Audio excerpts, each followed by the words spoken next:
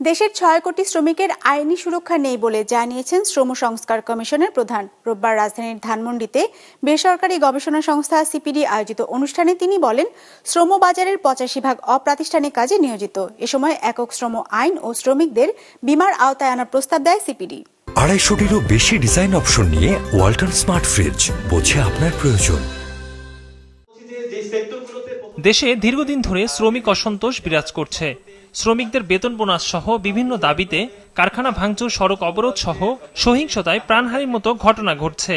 এসব সমস্যা থেকে উত্তরণে শ্রমিকদের জীবনমান, কর্মপরিবেশ ও অধিকার সংক্রান্ত সংস্কার নিয়ে প্রস্তাব দেয় গবেষণা সংস্থা Centre for Policy Dialogue CPD. ধাপে ধাপে একটি কার্যক্রম নিতে হবে সাপ্লাই চেইন ভিত্তিক।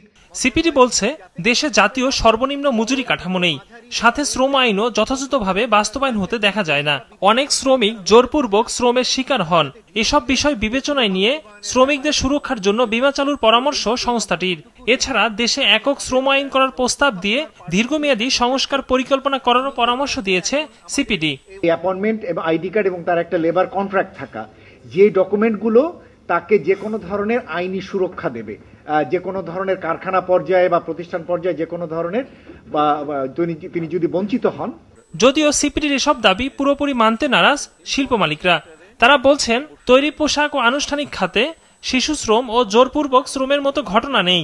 ফর্মালাইজ করা যায় তাহলেই শুধু আমরা এই আমাদের যে লেবার আইন, এই লেবার লটা তাদের জন্য প্রযোজ্য করতে পারবো। আমার কাছে কিন্তু মনে হচ্ছে না যে বাংলাদেশে ফোর্স লেবার বলতে কিছু আছে।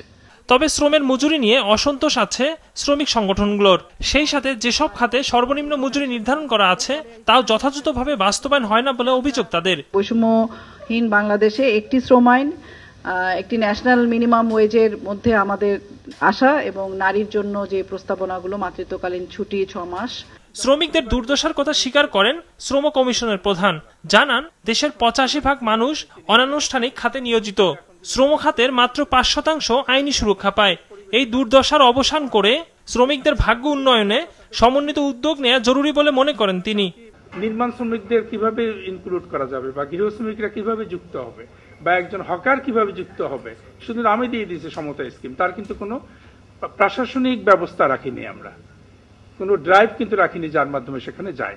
অর্থাৎ আপনি যদি গৃহ শ্রমিক থেকে শুরু করে সচিবালয়ের একদম প্রধান উপদেষ্টা সচিবালয় পর্যন্ত আউটসোর্সিং কর্মচারীদের পুরো লম্বা একটা পথরেখা আঁকেন, তাহলে দেখবেন যে আমাদের বৈষম্যটা ঘরে ঘরে হচ্ছে।